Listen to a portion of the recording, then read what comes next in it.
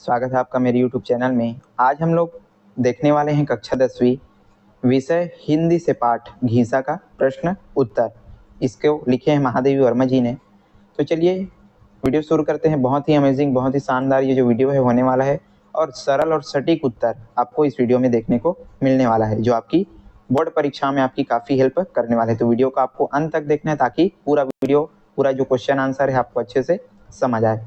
चलिए पढ़ना शुरू करते हैं, वीडियो शुरू करते हैं। तो यहाँ पर पहला क्वेश्चन पूछा जा रहा है, पहली बार जब घीसा कक्षा में आया तब वह कैसा दिखाई पड़ता था, अपने शब्दों में वर्णन कीजिए। सबसे पहले क्वेश्चन यहाँ पर समझना है कि पहली बार जब घीसा जो है कक्षा में पहुँचता है तो वो कैसा दिखाई पड़ता है, इसको आपको बताना है।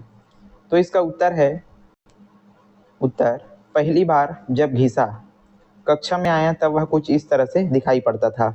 उसका बदन गठीला व सुडौल था। चेहरे पर मलिनता लिए हुए 2 पीले और सफ़ेद आंख दिखाई पड़ते थे। मतलब वो जो है कैसा था, बहुत ही गठीला उसका बदन और सुडौल था और उसकी 2 पीली और सफ़ेद आंख दिखाई पड़ती थी। उसके होंठ पतले और छोटे छोटे बालों के साथ उभरी हुई हड्डियां ऐसी लग रही थी मानो ड्रामे में विष्णु बनने वाली की 2 नकली भुजाएं। ड्रामा होता है तो उसमें जो विष्णु जो बनते हैं उसकी 2 नकली भुजाएं रहती है। उसी प्रकार से घीसा जो है जब पहली बार कक्षा में आता है तब दिखाई पड़ता है। साथ ही उसकी आंखों में सीखने और सारी विद्या ग्रहण करने का जुनून भी दिखाई पड़ता था। तो ये रहा इसका छोटा सा बहुत ही सरल आंसर। चलिए अगला क्वेश्चन यहाँ पर देखते हैं, घीसा का नाम घीसा कैसे पड़ा। बहुत ही इंपॉर्टेंट क्वेश्चन है और परीक्षा में जो है पूछे जाते हैं तो आपको इसको अच्छे से करना है। परीक्षा में जो है पूछता है, 2 नंबर के क्वेश्चन में आपको दे सकते हैं, तो इसको आपको अच्छे से करना है। उत्तर है इसका, घीसा के पिता का बचपन में देहांत हो जाने के कारण उनको संभालने वाला कोई नहीं था। पाठ में हमने पढ़ा है, यदि आपने इस घीसा पाठ का जो वीडियो है नहीं देखा है तो जाकर के देख सकते हैं। बहुत ही बेहतरीन तरीके से हमने इसमें आपको पाठ समझाया हुआ है। तो क्या होता है, इसमें घीसा के पिताजी का जो है देहांत हो जाता है तो उसको संभालने वाला कोई नहीं रहता और उसकी माँ जब काम करने जाती थी तो उसे एक और लिटा करके काम करती थी, पेट के बल जो है लिटा देती थी और काम करती थी। तो क्या करता था, घीसा जो है पेट के बल घिसट घिसट कर चलने लगता था और इसी कारण से उसका नाम क्या पड़ गया, घीसा पड़ गया। ये था इसका बहुत ही सरल और सटीक आंसर। तीसरा क्वेश्चन है यहाँ पर, घीसा कक्षा लगने की पूर्व कौन सी तैयारी करता था, इसको आपको बताना है। मतलब जैसे ही उनका क्लास चालू होता था, कक्षा लगता था, तो घीसा क्या क्या तैयारियां करता था, इसको आपको बताना है। उत्तर है इसका, शनिवार के दिन घीसा अपने दुर्बल हाथों से पीपल के पेड़ के नीचे को गोबर मिट्टी से लीप लेता था। शनिवार आता था तो घीसा क्या करता था, अपने हाथों से जो पूरा उस पेड़ के नीचे जहाँ पर वो जो है पढ़ाई करते थे सबको जो है गोबर मिट्टी से अच्छे से लीप लेता था, साफ कर लेता था। फिर महादेवी जी क्या होता है, फिर महादेवी जी की शीतल पाटी, मतलब उनका जो ब्लैक बोर्ड है उसको जो है अच्छे से क्या करता था, साफ करता था। ब्लैक बोर्ड को अच्छे से वो जो है साफ कर देता था। उसके बाद क्या करता था कि वो जो है रविवार को जैसे उसकी माँ कहाँ जाती थी, काम करने के लिए जाती थी, तो ये जो घीसा है वो निकल पड़ता था। तो सबको जो है क्या कर लेता था, अच्छे से जो है घीसा साफ कर लेता था।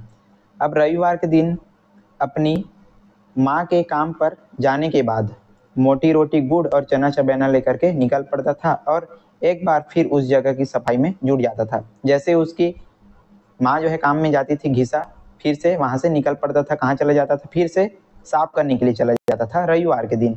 और बाद में गंगा किनारे आकर के महादेवी वर्मा जी का इंतजार करता था। मतलब महादेवी वर्मा उनकी जो गुरु साहिबा है उनका इंतजार करता था और जैसे ही उनकी नाव आते देखता दौड़ता हुआ अपने साथियों को बताने के लिए निकल पड़ता था। इस तरह घीसा कक्षा लगने के पूर्व क्या किया करता था, तैयारी किया करता था। तो ये सारी चीज़ें आपको जो है लिखना है अपने उत्तर में। चलिए चौथा क्वेश्चन देखते हैं यहाँ पर।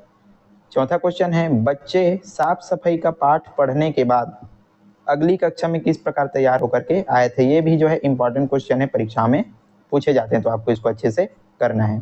उत्तर है इसका, बच्चे साफ सफाई का पाठ पढ़ने के बाद जब अगली कक्षा में आए तो महादेवी जी इसका वर्णन करते हुए कहती है कि उनकी दशा देखने लायक थी। मतलब बहुत विचित्र तरीके से ये जो है आए हुए थे। कैसे आए हुए थे, कुछ बच्चे गंगा जी में मुंह इस तरह धो आए थे कि मैल अनेक रेखाओं में विभक्त हो गया था। कुछ बच्चे जो है बहुत अच्छे तरीके से अपना जो मुंह है वो साफ करके आए हुए थे। कुछ के हाथ ऐसे रगड़े गए थे कि शेष शरीर से अलग दिखाई पड़ते थे। कुछ लोग अपने हाथों पैरों को इस तरह से रगड़ करके आए हुए थे कि बाकी शरीर से वो जो है अलग दिखाई दे रहे थे। कुछ बच्चे अपने कपड़े घर पर ही छोड़ करके ऐसे ही अस्थि पंजर होकर के आ गए थे, जिसमें केवल उनके प्राण ही शेष का आभास होता था। और कुछ जो है अपने गंदे कपड़ों को छोड़ करके पढ़ने के लिए आ गए थे। तो ये सारी चीज़ें जो है आपको लिखना है, और ये रहा इसका छोटा सा आंसर। पांचवा क्वेश्चन आगे देखते हैं। अभी तक कि आपने वीडियो लाइक नहीं किया तो लाइक कीजिए, और इसको जो है ज़रूर शेयर करना है, और चैनल को सब्सक्राइब कर देना है, ताकि इसी प्रकार का वीडियो आपको मिलता रहे देखने के लिए। पांचवा क्वेश्चन है, घीसा को देख करके आंखें ही नहीं मेरा रोम रोम गीला हो गया, लेखिका ने ऐसा क्यों कहा है, आपको इसको बताना है। तो इसका उत्तर है, जब लेखिका बच्चों को साफ सफाई का पाठ पढ़ाकर उनको अच्छे से कक्षा में आने को बोलती है, तो घीसा उनकी बातों को काफ़ी गहरे तरीके से लेता है। उनकी जो टीचर है गुरु साहिबा महादेवी वर्मा जी, जब उनको साफ सफाई के बारे में जो है पढ़ाती है, तो सारे बच्चे जो है अच्छे से तैयार होकर के आते हैं। तो घीसा क्या करता है, घीसा जो है साबुन खरीद करके अपने कपड़ों को धोने लगता है। घीसा भी, अब गुरु साहिबा ने बोला है ऐसा करके, क्या करता है, अपने कपड़ों की सफाई करने लगता है, और जल्दी जल्दी में आधे गीले और सूखे कपड़े पहन करके महादेवी जी के सामने खड़ा हो जाता है।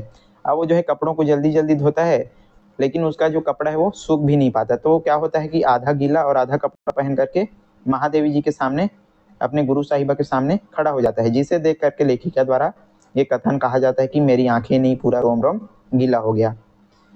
चलिए छठवां क्वेश्चन है, आगे बढ़ते हैं कि लेखिका ने ईश्वर की तुलना बूढ़े आदमी से क्यों की है। ये भी इंपॉर्टेंट क्वेश्चन है, पूछे जा सकते हैं, तो आपको इसको लिखना है। इसका उत्तर है, लेखिका ने ईश्वर की तुलना बूढ़े आदमी से की है, क्योंकि ईश्वर ने उस मलिन काया वाले बालक घीसा में वे सारे गुण दिए थे जो साधारण मनुष्य में दुर्लभ होते। बहुत ही जो है वो जो बालक जो घीसा था वो कैसा था, बहुत ही अच्छा विद्यार्थी था महादेवी वर्मा जी के लिए। तो इसको आपको बताना है।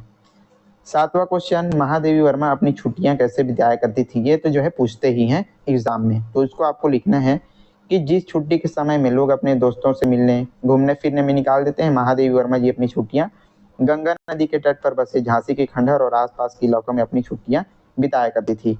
और वहाँ के लोग और प्रकृति के साथ उनका जो संबंध था बहुत ही क्या था, आत्मीय था, एक बहुत अच्छा लगाव हो गया था महादेवी वर्मा जी को। तो ये रहा इसका छोटा सा उत्तर।